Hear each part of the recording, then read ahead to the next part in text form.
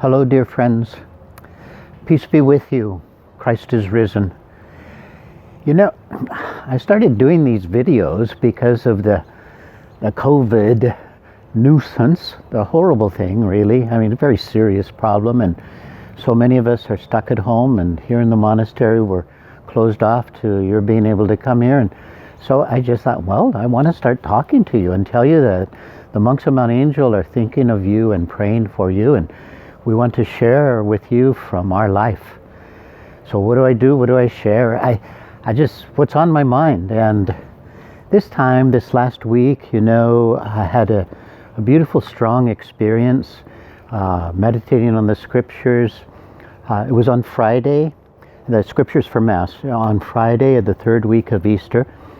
We're reading, the first reading is from the Acts of the Apostles, wonderful story of the church's life unfolding in the beginning, and then a continuous reading from John's Gospel.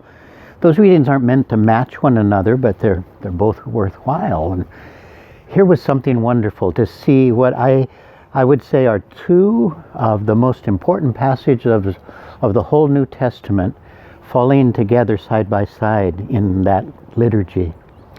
And they're very different worlds of thought, these two New Testament passages, and yet they give one same truth in a very strong way. And it's a message that got clearer for me and that I want to share with you.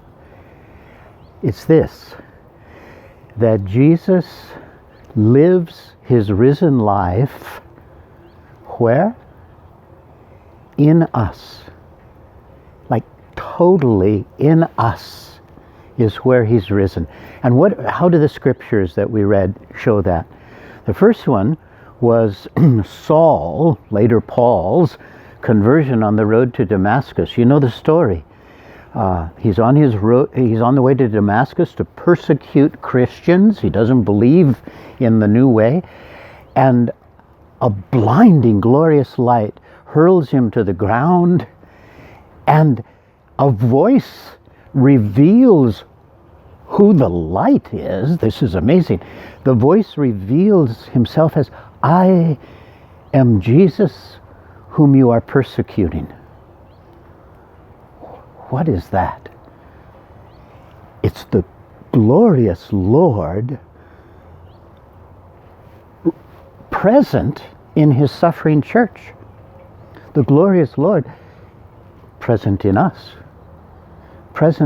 now. That was Saul's experience. He becomes Paul. But is it our experience too? Answer is yes, because the gospel takes us there. You see, Jesus left us the means in the sacrament of the Eucharist, left us the means for delivering his risen life in us. In the gospel on that day, and you know the passage is from chapter 6 of John's Gospel. The one who eats my flesh and drinks my blood remains in me, and I in him.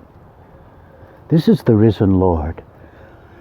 By means of his flesh and blood in the Eucharist, we are in him, and he is in us. And then he goes on to say, and this is a deep mystery. It comes right out of the whole mystery of the Trinity. He says, just as I have life because of the Father, so the one who feeds on me has life because of me. So, look, Jesus was pouring out on the cross his entire divine life. Pouring it out. Not onto the ground, but into us. He pours his entire divine life. So, dear friends, happy Easter. Be at peace. Greetings from Mount Angel.